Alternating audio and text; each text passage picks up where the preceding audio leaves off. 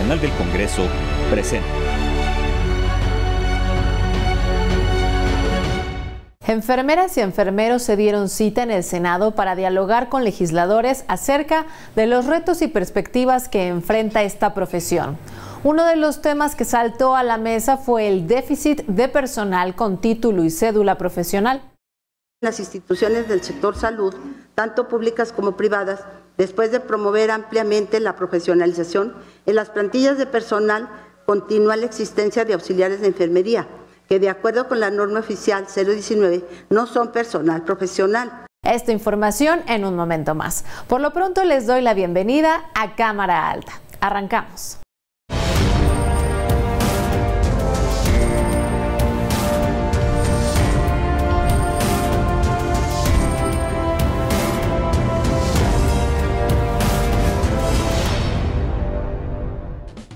Los límites de los terrenos ejidales, la tenencia de la tierra y todo lo relacionado con la justicia agrícola y rural es competencia de los tribunales agrarios. Hoy nos detendremos a entender la relevancia de su existencia y la importancia de que el Senado tenga entre sus atribuciones exclusivas la ratificación y nombramiento de sus magistrados y magistradas. México es un país agrario. Existe una relación esencial entre los mexicanos y su tierra. Todos nos beneficiamos de su fertilidad. La tierra nos brinda sentido de pertenencia e identidad nacional, lo que nos impulsa a su cuidado, protección y conservación. La misión de los tribunales agrarios es impartir justicia pronta y expedita, para garantizar la seguridad jurídica en la tenencia de la tierra ejidal, comunal y de la pequeña propiedad, haciendo valer los derechos de los campesinos. Los tribunales agrarios fueron creados en 1992 por disposición constitucional y están encargados de impartir justicia agraria sobre los derechos de 32.204 ejidos y comunidades, propietarios de casi 100 millones de hectáreas, que es el 51% del territorio nacional. En estos ejidos habitan 5.3 millones de personas y sus familias. El derecho agrario surge del reconocimiento del valor de la tierra para la generación de riqueza y bienestar y como herramienta para el desarrollo inclusivo y progresivo de la nación. Es así como a lo largo de 30 años, los tribunales agrarios han recibido 1.200.000 controversias, de las cuales 96% han sido resueltas.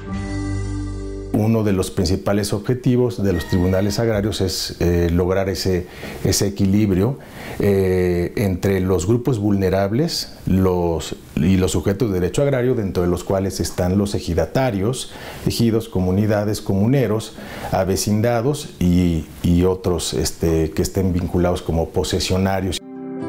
Para garantizar la impartición de justicia en todo el territorio nacional, es fundamental que la resolución de los juicios se realice en forma local y cercana a las partes, para lo cual los tribunales agrarios deben contar con una estructura administrativa suficiente para dar celeridad y calidad en el servicio.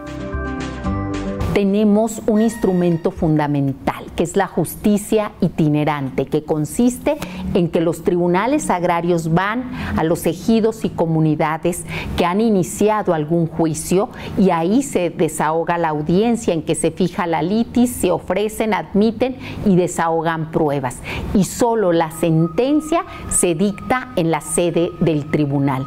Es una manera que hemos encontrado para garantizar el acceso a la justicia.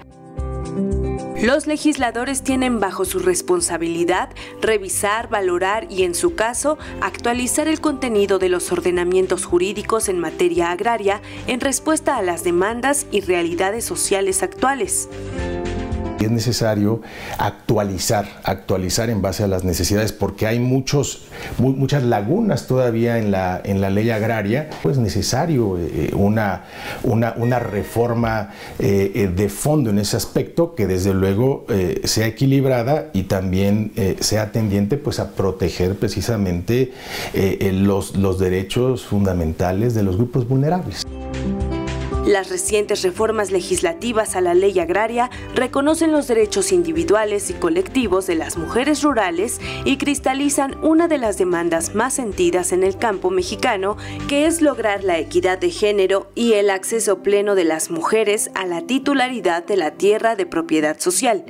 De esta forma, los tribunales agrarios contribuyen a la paz social, a la seguridad patrimonial de todas las personas que tienen derechos agrarios, alienta la inversión social y productiva y contribuye a erradicar la injusticia y a reducir las brechas de desigualdad.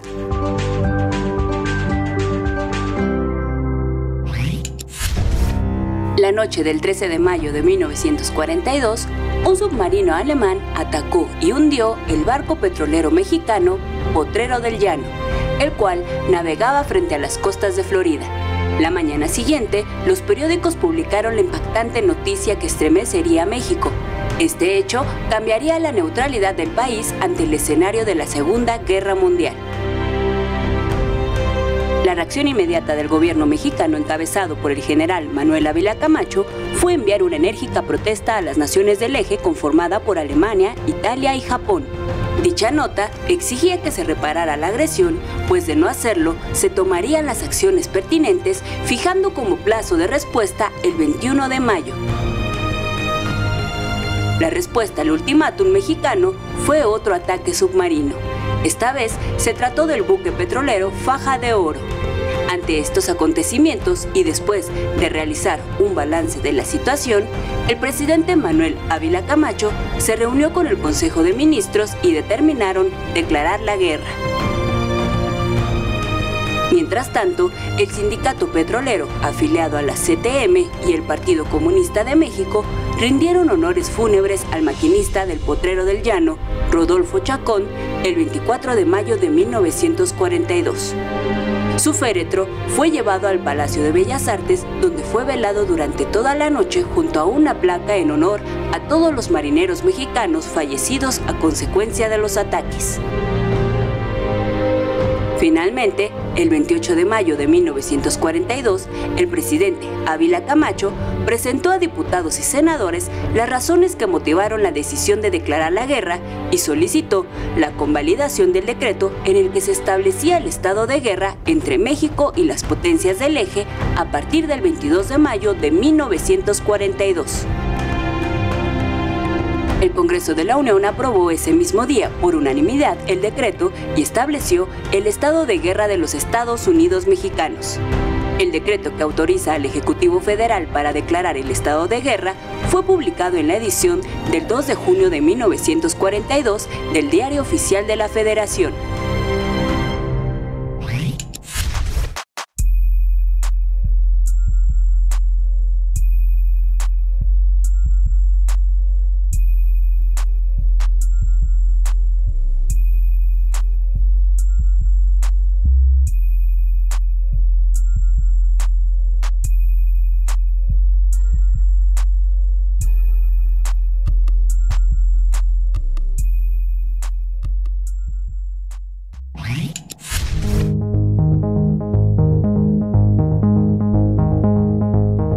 La Comisión Permanente es un órgano del Congreso que entra en funciones durante los periodos de receso de ambas cámaras. A partir del 1 de mayo y hasta el próximo 31 de agosto, espacio de tiempo que corresponde al segundo receso del año legislativo, la Permanente sesiona en el recinto del Senado.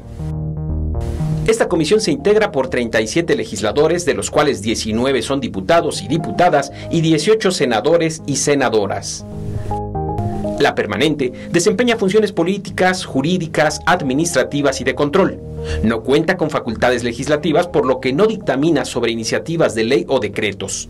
Entre sus funciones están: presentar su consentimiento para el uso de la Guardia Nacional, recibir, en su caso, la protesta del presidente de la República, recibir iniciativas de ley, observaciones a los proyectos de ley o decretos que envíe el Ejecutivo y proposiciones dirigidas a las cámaras para turnarlas a las comisiones de la Cámara a la que vayan dirigidas. Conocer y resolver sobre las solicitudes de licencia que les sean presentadas por los legisladores. Ratificar los nombramientos que el presidente haga de embajadores, cónsules generales, empleados superiores de Hacienda y demás jefes superiores del Ejército, Armada y Fuerzas Aéreas Nacionales. Conoce a los integrantes de la mesa directiva de la Comisión Permanente del Congreso de la Unión.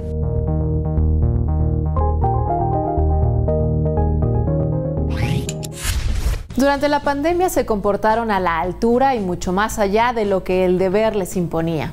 Algunas y algunos de ellos se convirtieron en mensajeros y héroes de familias enteras. Me refiero a las enfermeras y enfermeros de nuestro país, quienes hace poco se dieron cita en el Senado de la República para hablar de los retos y perspectivas que les depara el futuro. Conocí la importancia que conlleva el cuidar a otro ser humano, lo relevante que es como crecimiento emocional, psicológico e incluso espiritual, el poder estar para otro ser humano, poder ser esa mano que alguien la necesita en su momento más vulnerable. Una de las profesiones más nobles en este mundo es la enfermería, pues está enfocada en el cuidado de la salud y de la vida. Las enfermeras y los enfermeros protegen y ayudan a que los padecimientos sean menos penosos y dolorosos. Por ello, en la conmemoración del Día Internacional de la Enfermería, las y los senadores se dieron a la tarea de escuchar y atender las sugerencias de este sector para mejorar el Sistema Nacional de Salud. Estamos en el segundo foro, en la segunda reunión, para encauzar el rumbo que le queremos dar a la enfermería aquí en México. De nadie es desconocido que la enfermería es una actividad de los seres humanos de muchos años, de cientos de años. Aunque la Organización Mundial de la Salud recomienda destinar 8% de su Producto Interno Bruto a la salud pública, México tiene un rezago de más de 40 años, pues del 2010 al 2022 solo se ha destinado entre el 2.5 y 2.9% del Producto Interno Bruto. Estamos muy limitados y no nada más hablo del hospital donde trabajo, a nivel nacional, hablando o interactuando con otros colegas, es algo que no es nuevo. Se habla mucho de que la enfermería tiene creatividad, la enfermería resuelve, y eso es una realidad, pero resolvemos porque no lo tenemos. Otro de los temas sobresalientes fue que el sistema de salud pasa por una situación crítica, presenta áreas de oportunidad como el déficit de enfermeros y enfermeras con título y cédula en las plantillas profesionales. En la actualidad, la mayor cantidad de enfermeras y enfermeros se concentran en el sector público. En total, 309.641 trabajan en clínicas y hospitales del Estado, mientras que 42.498 enfermeras y enfermeros trabajan en el sector privado. Sin embargo, en este universo de más de 350 enfermeras y enfermeros, algunos solo cuentan con preparación técnica. Hay muchas escuelas que no son profesionales, que su currícula no cubre lo que sería el perfil de la enfermera. Y esas escuelas están creciendo y de verdad en una forma impresionante a nivel nacional. A pesar de los reconocimientos que recibió el personal de enfermería tras el COVID-19, poco se ha hecho para el beneficio de este sector, del cual dependen hospitales enteros, pero sobre todo de quienes dependemos cuando más vulnerables nos encontramos.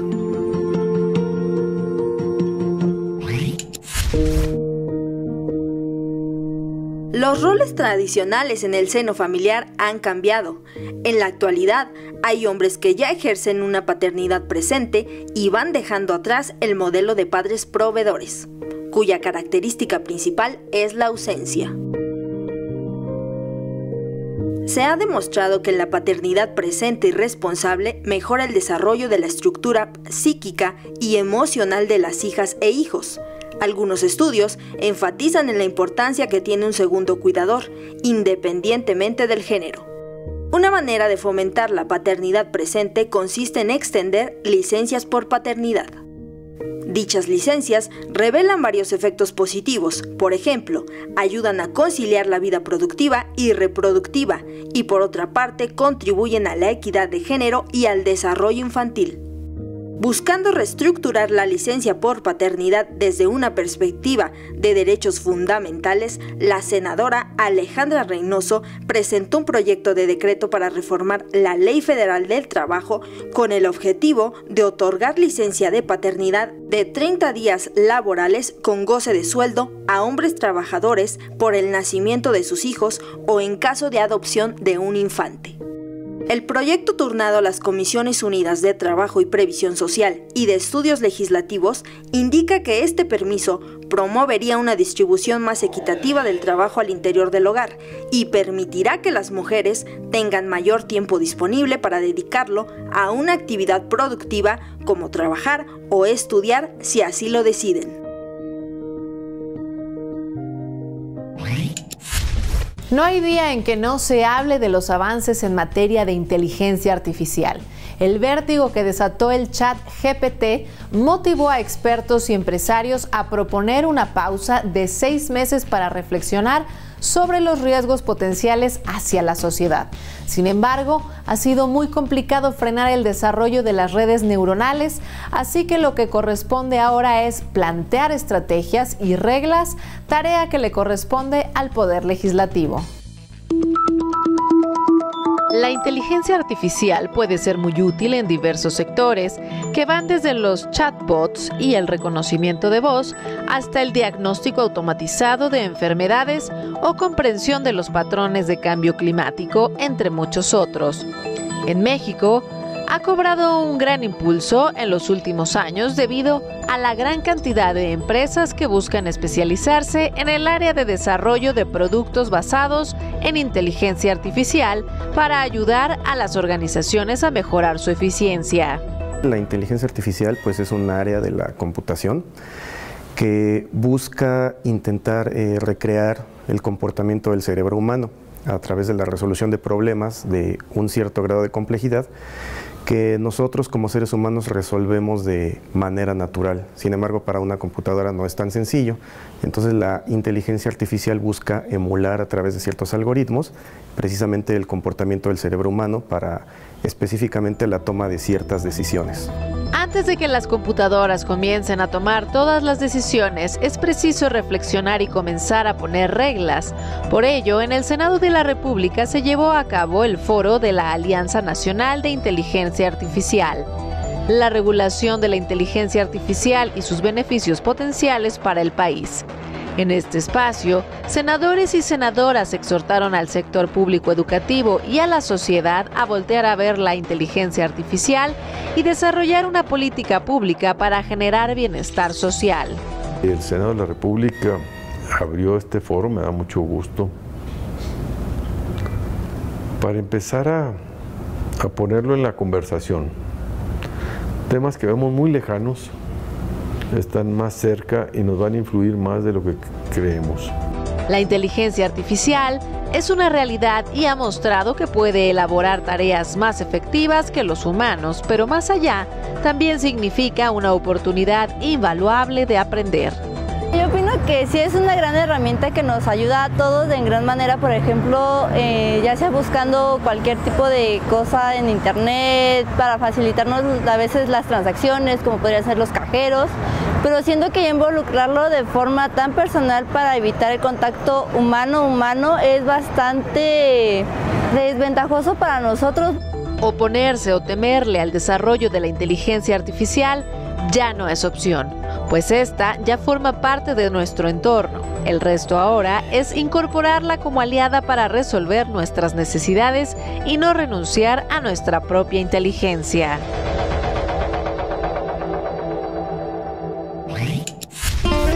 Desde sus inicios, la Revolución Mexicana tuvo como objetivo el reparto de la tierra a los pueblos y a las comunidades que sufrieron despojos de sus propiedades durante el siglo XIX. Las propuestas para conformar la reforma agraria fueron muchas y variadas. Estas dependían de los bandos políticos y caudillos, quienes se disputaban el control del territorio y del poder. Una de estas propuestas fue encabezada por el general Francisco Villa. quien durante su gubernatura provisional en el estado de Chihuahua, entre 1913 y 1914, decretó que las haciendas estarían bajo el control del gobierno hasta el triunfo de la Revolución. Su objetivo era generar recursos económicos para mantener el movimiento armado, así como ayudar a las viudas y huérfanos de los soldados. Francisco Villa había considerado a los soldados de su ejército como los principales sujetos de derecho a tierras, pero esto no era conveniente concretarlo sino hasta el fin de la guerra. Por ello, los revolucionarios villistas esperaban que la reforma agraria se realizara cuando regresaran a sus lugares de origen. Entre el 6 y el 15 de abril de 1915, el general Villa y sus tropas fueron vencidos en las batallas de Celaya, y a pesar de la derrota, Villa expidió su ley agraria en León, Guanajuato, el 24 de mayo de 1915. La ley agraria de Francisco Villa fue publicada el 7 de junio de 1915 en la Gaceta Oficial del Gobierno Convencionista en Chihuahua, y aunque esta ley agraria no logró ser aplicada, es un documento histórico de gran importancia, pues muestra algunas de las aspiraciones populares y demandas de justicia social enarboladas por el movimiento villista, como se refleja en este texto.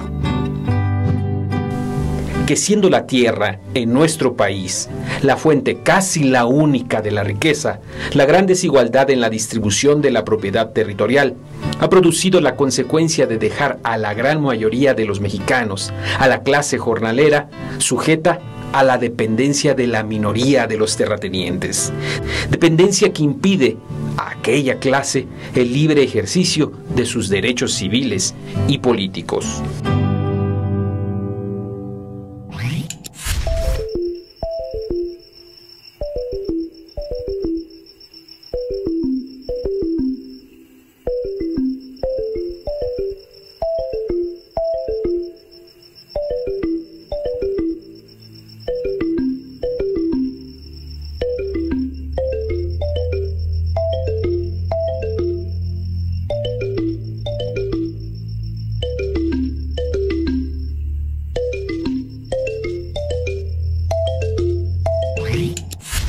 Tras aprobarse las reformas a la ley minera, se estableció que las cadenas de valor económico de litio se administrarán y controlarán por el Estado a través de un organismo descentralizado.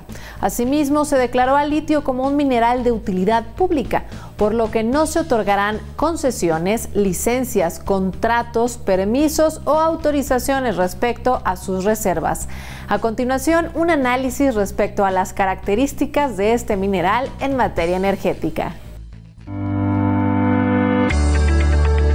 Se le ha bautizado como el oro blanco, y su alto potencial energético radica en que dentro de la estructura de una batería, este metal, que es el más ligero en la naturaleza, posee mayor movilidad de carga iónica, razón por la cual vino a sustituir al níquel, superando por mucho su capacidad para el almacenamiento de energía.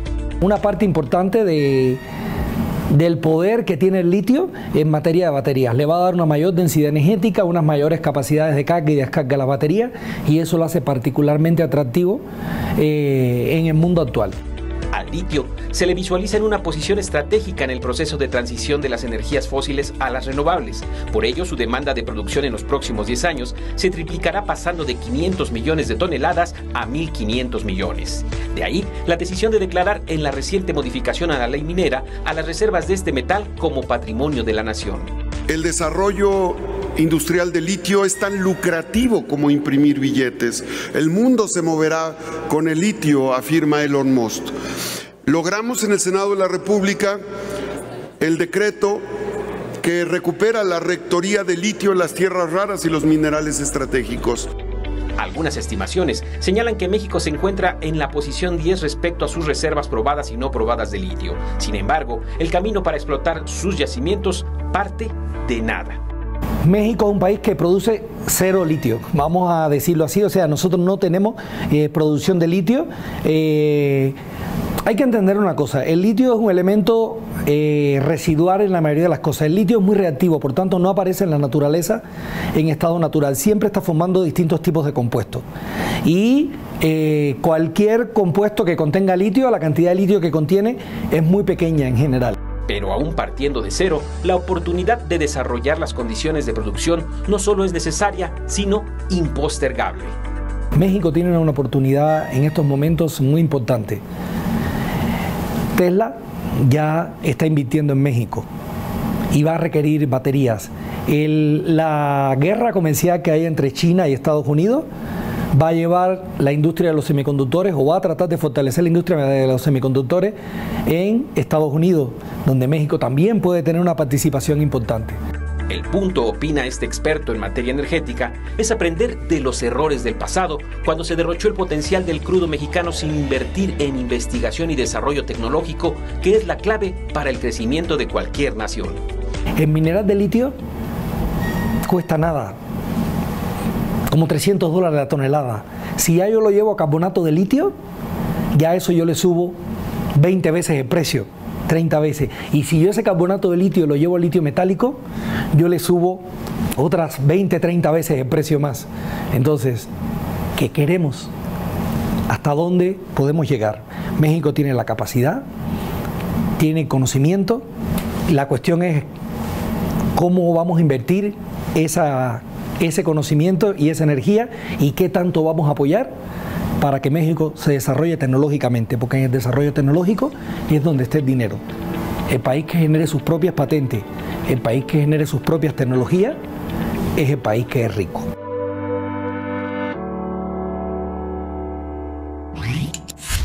La llegada masiva de sargazo a las playas mexicanas tiene un impacto negativo en el turismo y la economía local. Por ello, piden en la permanente buscar alternativas para uso de esta macroalga en cadenas productivas. De esto y mucho más nos ocuparemos en el próximo programa de Cámara Alta. Por lo pronto, no me resta más que agradecer su atención e invitarlos a que nos acompañen la próxima semana para seguir revisando los temas de la agenda legislativa del Senado de la República. En pantalla aparecen en estos instantes los medios de contacto para que nos hagan llegar opiniones, sugerencias o aclaraciones. Soy Paulina Usigli, pásenla muy bien, hasta la próxima.